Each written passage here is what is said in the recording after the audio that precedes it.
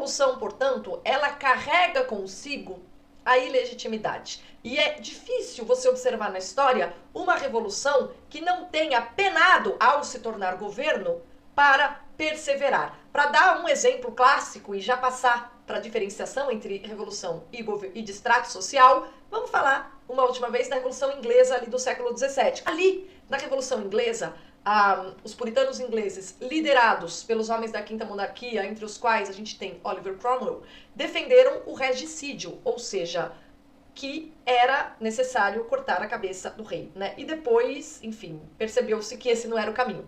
Mas, a partir do momento que Cromwell mata o monarca inglês, na Guerra Civil Inglesa, né, no momento em que o baixo parlamento se coloca contra a coroa, a partir daquele momento ele estabelece uma ditadura, tá? Mas ele tem uma dificuldade imensa de permanecer no poder, acaba não dando certo, e a situação da Inglaterra, essa briga entre o parlamento e o absolutismo, só vai se resolver lá na frente, na chamada Revolução Gloriosa, que foi a conciliação entre o regime monárquico e as exigências dos constitucionalistas. E isso deu na monarquia constitucional, que serviu, regime real este, que serviu de inspiração para Montesquieu falar ali dos tais freios e contrapesos que hoje são o grande símbolo do Estado de Direito. Ou seja, a Revolução Inglesa não deu certo e a chamada Revolução Gloriosa, na verdade, foi a conciliação final.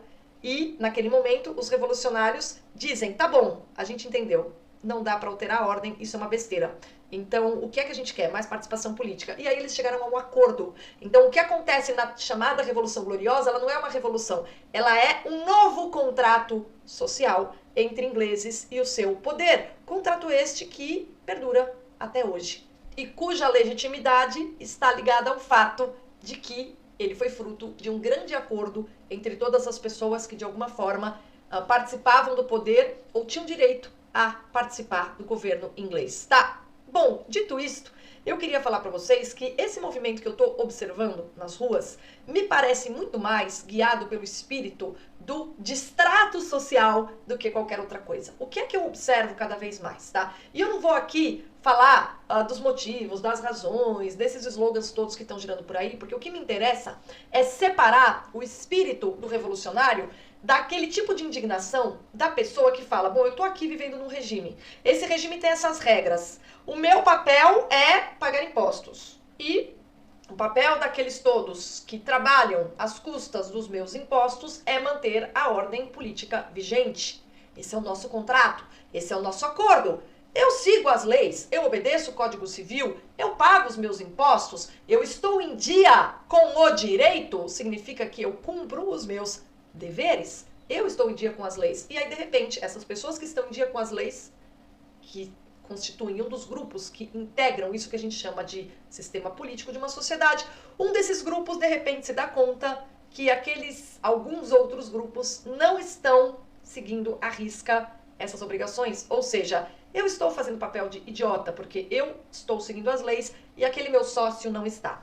Vamos entender que a noção de contrato social, que é uma noção moderna na política e que é muito diferente da noção de política na antiguidade, essa noção de contrato social, ela já é derivada de uma visão atomística da sociedade. É uma visão de que cada indivíduo é uma unidade mínima e que cada pessoa, tá? Cada indivíduo participante de uma sociedade tem uma fração do poder.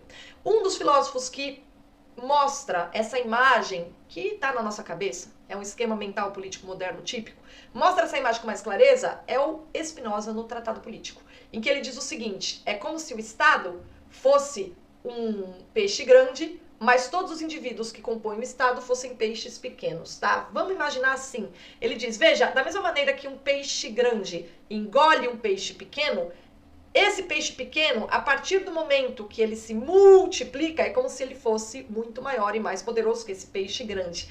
É assim que Spinoza explica o jogo de resistências entre as singularidades, ou seja, os indivíduos, e aqueles que representam o Estado. Então, no esquema político moderno, para começo de conversa, percebe-se que há uma tensão entre governante e governado, mas o Spinoza, que é um defensor da democracia moderna representativa, ele explica que ela pode funcionar Isso é uma imagem, tá? Que eu tô deixando aqui para vocês pensarem. Eu acho ela muito interessante. Ele explica que a democracia moderna ela pode funcionar porque, considerando que cada indivíduo é uma micro-unidade de poder, se esse grupo inteiro de indivíduos juntos, imagina um monte de peixinho formando a imagem de um peixe enorme, for maior do que esse, o poder de pressão é maior. E nesse sentido, é possível haver um reequilíbrio ou uma pressão para que o contrato seja finalmente cumprido, se esses peixinhos pequenos, em vez de temerem ser engolidos pelo peixe maior, entenderem que eles juntos representam uma baleia diante de um atum, enfim, e eles podem ter poder, tá? O problema é que esse poder, ele só existe a partir do momento que o indivíduo se associa à massa, razão pela qual o protesto, a tal da manifestação, é um modo, na democracia representativa moderna, de o povo mostrar para o Estado, o peixe, que parece enorme, mas talvez não seja tão grande assim, que ele, nesse oceano chamado política, também tem alguma relevância. E me parece que é nesse sentido que tem ido as manifestações, tá? Me parece que elas são inspiradas por um espírito de, olha, estamos cansados desse contrato em que a gente só é trapaceado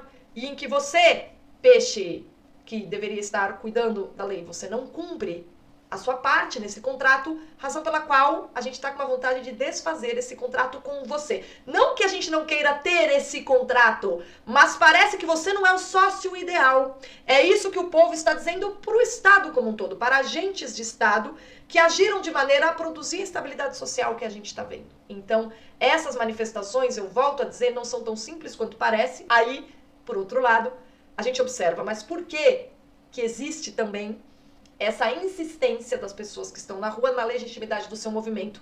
Ué, porque no esquema moderno, no esquema político moderno, de entender a sociedade, é como se nós, indivíduos, nos víssemos como parte, ainda que ínfima, do poder. E no momento que nós nos unimos com outras pessoas, a gente percebe qual é o real tamanho da parte de poder que nós temos. E esse real tamanho só é possível de ser medido com esse tipo de gesto político que a gente chama de protestos, tá? É compreensível o pedido, esse espírito, esse cansaço e esse desejo de distrato social que a gente tem visto no Brasil? Eu acho que é compreensível, porque em vez de se resolver as dúvidas, as pessoas insistem em dizer que elas são ilegítimas. E no campo do pensamento, prestem bem atenção no que eu estou falando, no campo do pensamento, a única coisa que nunca pode ser legítima é a dúvida, porque os seres humanos são falíveis. E tudo aquilo que o ser humano cria e tudo aquilo que o ser humano faz é passível de erro. Portanto, o fato de nós, seres humanos, estarmos dizendo pode haver algum erro aqui nesse nosso contrato e a gente quer rever os termos desse contrato, porque nós estamos em dia com as leis, mas parece que nossos sócios não estão. Sócios queridos, prestem contas.